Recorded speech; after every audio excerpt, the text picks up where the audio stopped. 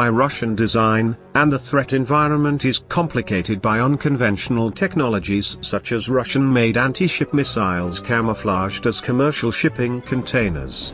The US Standard Missile 6 ASCM variant, which may be deployed before 2020, has less range than its Chinese counterparts. China's military development cooperation with Russia, and fielding of the O-55 destroyer, will fuel already existing incentives for conventional first strike options, political tension and an arms race with the US, Japan, South Korea, Australia, Indonesia, and India. The arms race and tensions will hurt each country's economic growth and international trade, as well as increase the risk of military conflict. As military technology gets more sophisticated, a naval arms race in Asia will lead to military systems on hair-trigger alerts. The danger is that, as in World War II with Japan, China could one day calculate a military advantage to striking first with an array of air, sea, and rocket-delivered conventional weapons that could debilitate US Navy vessels in the Pacific, as well as other regional US bases. China is prepared to do so, at least in the South China Sea.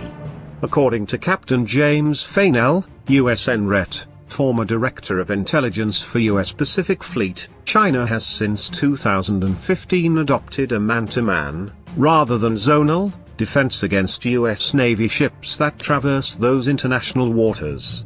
China's trend towards shadowing US ships in the East China Sea is the same, according to Fainell. So we should assume that US destroyers and cruisers that have been highly vulnerable over the past 2 years, and until at least 2021 when a subsonic US ship-based ASCM will be fielded, a Chinese conventional first strike against US military forces in Asia is now technically plausible, and backed by China's consistently preemptive naval, missile and cyber doctrines. This gives an incentive to the US to itself strike first, especially if Chinese nuclear retaliation is calculated as unlikely.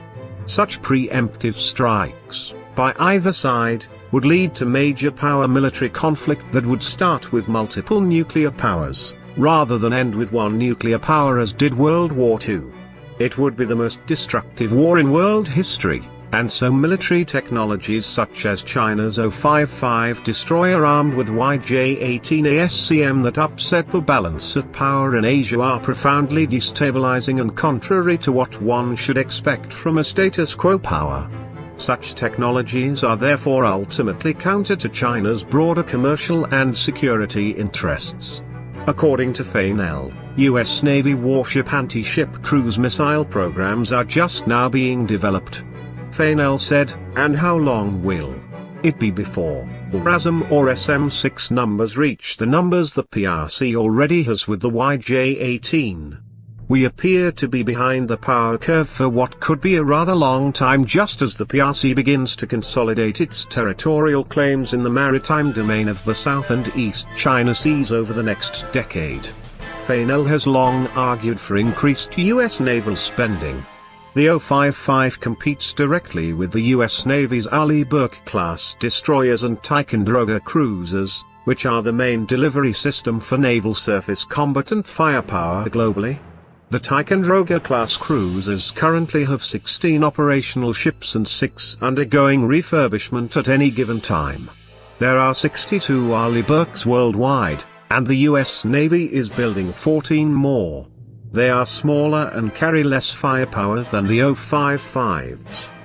The Arleigh Burke destroyers displace 8,000 to 10,000 tons and have up to 96 VLS launch tubes each. That is a lot of potential firepower. But what debilitates the Arleigh Burke destroyers is their reliance on 8 Harpoon ASM tubes each, the range of which is limited to only 67 nautical miles compared with the YJ-18's 290 nanometers range. Harpoon missiles do not fit into VLS tubes. According to naval analysts, some of the US destroyers in Asia do not even carry their full complement of Harpoon ASMs, and since 1999, the Arleigh Burkes have not had any Harpoon launchers installed. Most US destroyers, therefore, have only token anti-ship capabilities, making them vulnerable to a debilitating first strike in case of war. As Senior Fellow at the Center for Strategic and Budgetary Assessments Brian Clark noted in testimony to Congress in 2015, the next-generation land attack weapon, which also has an anti-ship function, will not enter US Navy service until 2028 or 2030. Tomahawk cruise missiles, with a range of 1,000 nanometers, are also undergoing modification for an ASCM capability, but are subsonic and therefore more easily targeted. They will not be fielded until 2021, and will likely go out of service in 2040. Until then, and if China's surface fleet has an anti-missile system capable of downing the slow Tomahawk